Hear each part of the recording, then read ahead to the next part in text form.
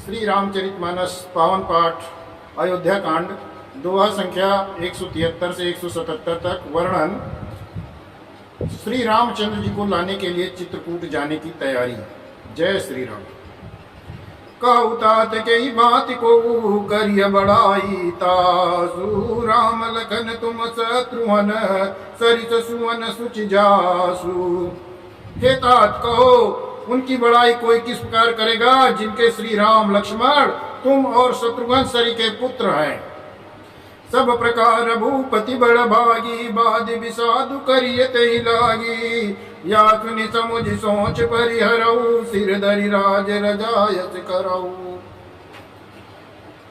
राजा सब प्रकार से बड़भागी थे, उनके लिए विषाद करना व्यर्थ है। ये सुन और समझकर सोच त्याग दो, राजा की आज्ञा सिर चढ़ाकर तदनुसार करो। राय राजपद तुम कहूँ दीना, पिता बचन पुर चाहिए कीना। तजे राम जही बचन ही लागी, तनु पर हरे राम विरागी। राजा ने राजपद तुमको दिया है, पिता का वचन तुम्हें सत्य करना चाहिए। जिन्होंने वचन के लिए ही श्री रामचंद्र जी को त्याग दिया और राम के विरह की अग्नि में अपने शरीर की आहुति दे दी। न पई बचन प्रिय नहीं प्रिय माना, करहु तात पितु बचन प्रमाना। करहु शीस धरि भूपुर जाई, है तुम का सब भांति भलाई।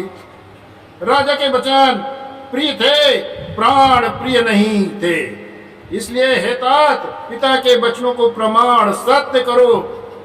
राजा की आज्ञा सिर चढ़ाकर पालन करो, इसमें तुम्हारी सब प्रकार से भलाई है। परशुराम पितु आज्ञा राखी, मारी मातु लोक सब साखी। तनय जजाति जो बनुदयऊ, पितु आज्ञा अग अजसु न भयऊ। परशुराम ने पिता की आज्ञा को रखा और माता को मार डाला।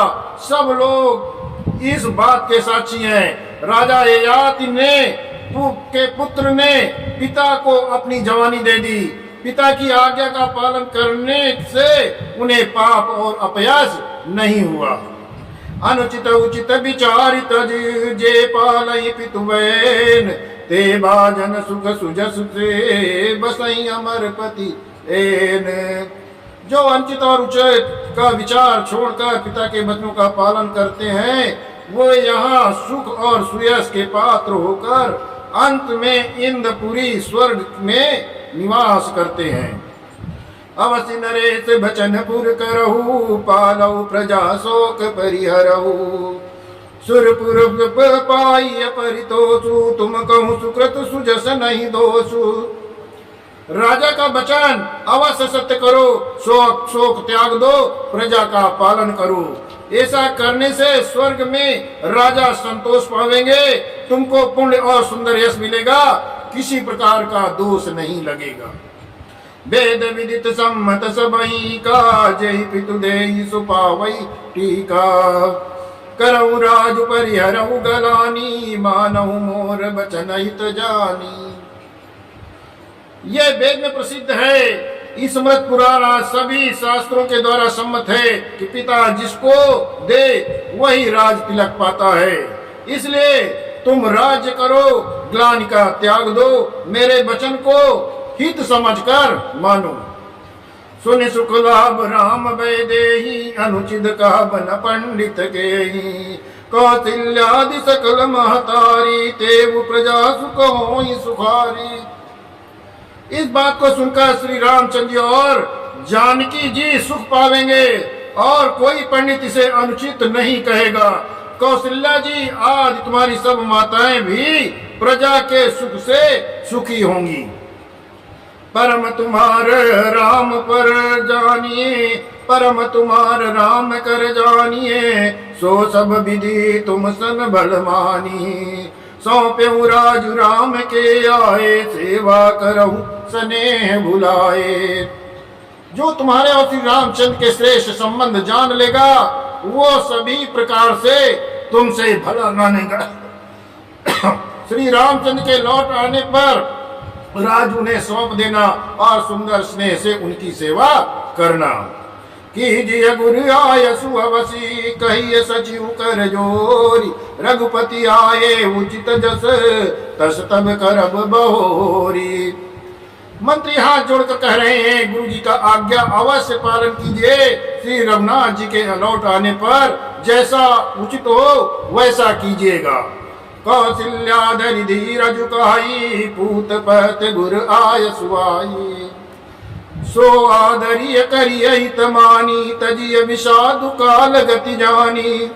कौशल्य भी धीरा धरकर कह रही है, हे पुत्र, गुरु जी की आज्ञा पथ्य रूप है, उसका आदर करना चाहिए और हित मानकर उसका पालन करना चाहिए। काल की गति को जानकर विषाद का त्याग कर देना चाहिए। मन रघुपति सुरपुर नर नाहु, तुम यही भांति ताद कदराहु, परिजन प्रजा सचिव सब अम्बा, तुम्ही सुत कब कहाँ अवलंबा। श्री रघुनाथ जी वन में है, महाराज स्वर्ग का राज करने चले गए और हे तात तुम इस प्रकार कातर हो रहे हो। हे पुत्र, कुटुंब, प्रजा, मंत्री और सब माताएं, सबके एक तुम ही सहारे हो। लख विधि बाम कालु कठिनाई, धीरज धरहु मात बलि जाई, सिर धरि गुरु आय सु अनुसरहु, प्रजा पाली परिजन दुख हरहु।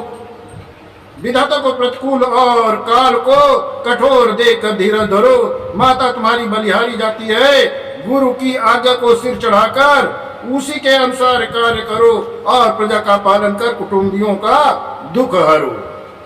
गुरु के बचन सचिव अभिनंदनु, सुने भरत ही अहित जनु चंदनु, सुनी बहोरी मातु मृदुबानी, शील स्नेह सरल रस सानी।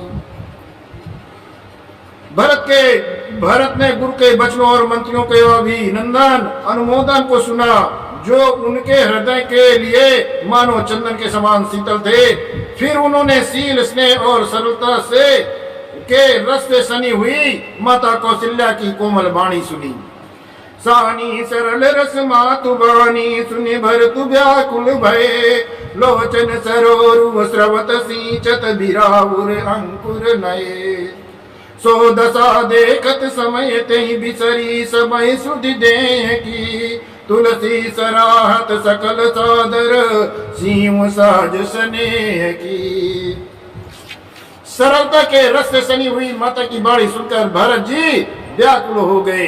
उनके नेत्र कमल जल आंसू बहाकर हृदय के विरह रूपी नवीन अंकुर को सींचने लगे। नेत्र के आंसुओं ने उनके वियोग दुख को बहुत ही बढ़ाकर उन्हें अत्यंत व्याकुल कर दिया। उनकी वो दशा देखकर उस समय सबको अपने शरीर की सुध भूल गई।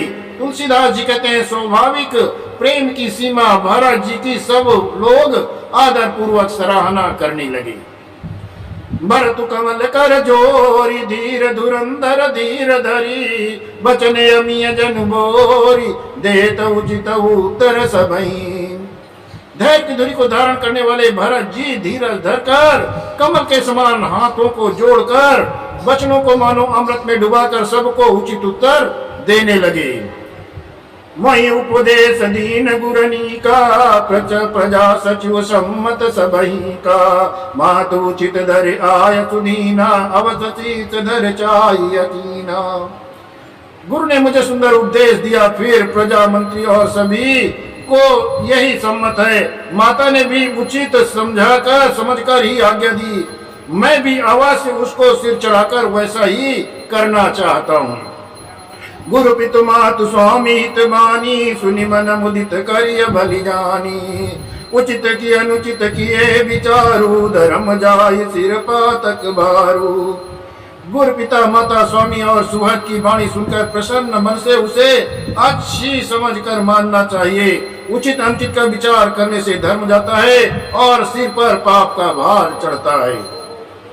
तुम तो देव सरल सिख सोई, जो वाचरत मोर भल होई।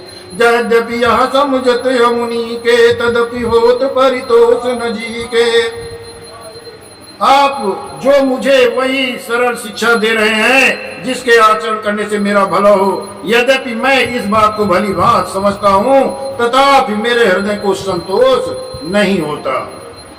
अब तुम अभिनय मोर सुन लेवू, मोहि अनुहरत सिखा मनु देवू। उतर देवू क्षम अपराधु, दुखित दोष गुण गनीय न साधु। आप लोग मेरी विनती सुन लीजिए कि मेरी योग्यता के अनुसार मुझे शिक्षा दीजिए। मैं उत्तर दे रहा हूँ, ये अपराध क्षमा कीजिए। साधु पुरुष दुखी मनुष्य के दोष गुणों को नहीं गिनते। पितुसुर पुरुषी राम बने, करन काऊ मोहि राजू। यही ते जानऊ मोरहित, कहे आपन बड़ काजू। पिता स्वर्ग में है, श्री सीताराम जी वन में हैं। आप मुझे राज्य करने के लिए कह रहे हैं, इसमें आप मेरा कल्याण समझते हैं या अपना कोई बड़ा काम होने की आशा रखते हैं? जय श्री राम।